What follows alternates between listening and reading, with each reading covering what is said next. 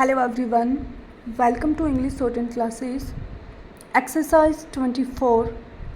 Get ready for the dictation. Start.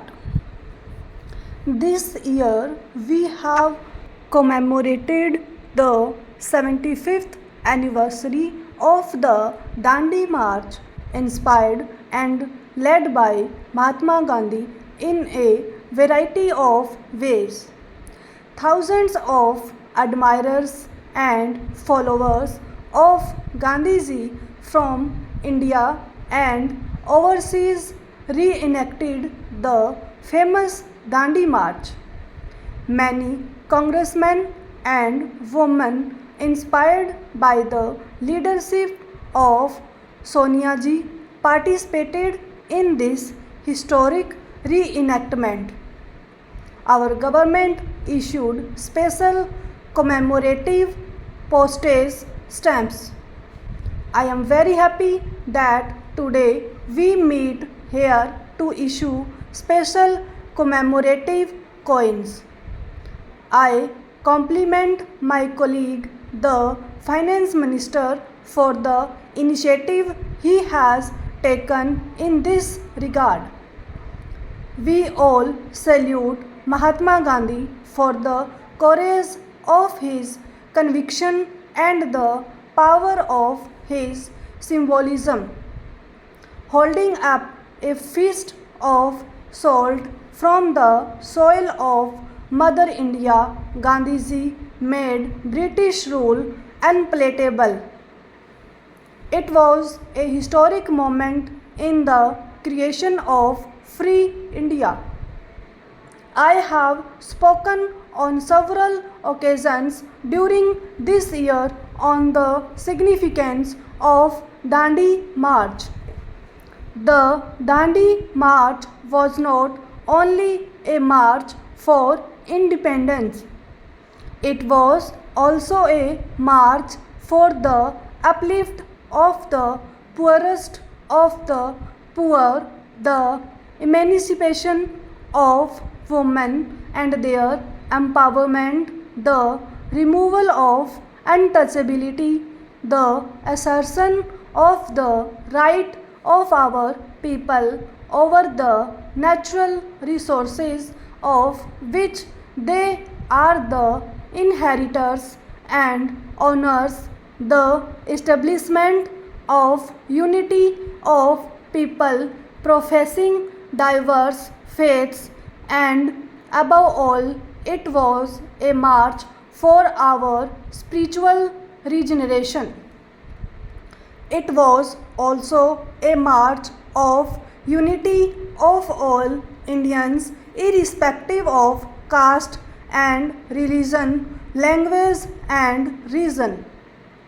The inclusive nature of our national freedom movement created the foundation for our inclusive democracy, of which we are justly proud.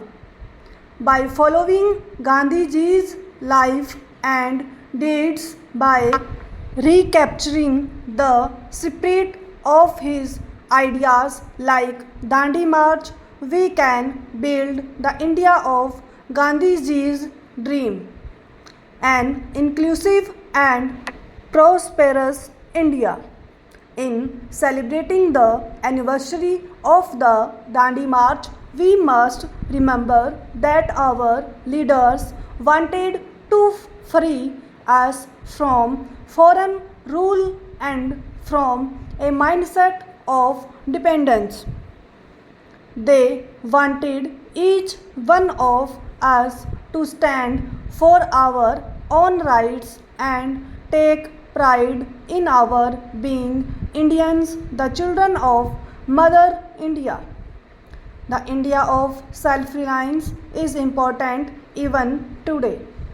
However, self-reliance does not imply pursuing a policy of anarchy. It does not mean cutting ourselves away from the world.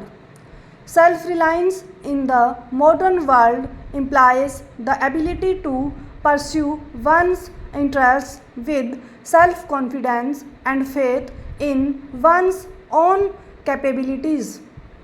Let me begin by expressing my sincere gratitude to my leader and to each one of you for this interaction. We are here to take stock of the implementation of some key promises we made to the people while seeking their mandate. We were returned to power at the center not just on a wave of resentment against the NDA but equally on a wave of hope and faith in our ability to provide a government that cares.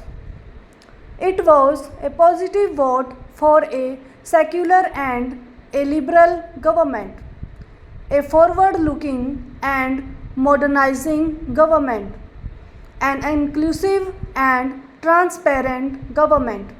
I am pleased to report that in the 16 months that the government of the United Progressive Alliance has been in office, we have implemented nearly three-fourths of the commitments undertaken in the National Common Minimum Program. The most important contribution of our party in government has been to bring the nation back to the politics of moderation and the economics of equity and development. The weaker sections of society, the marginalized, the depressed, the minorities feel a new sense of belonging and ownership in the destiny of our nation. We have taken several steps to empower scheduled castes, scheduled tribes, minorities, women, children, the disabled, senior citizens, and people living in the far reaches of this vast land.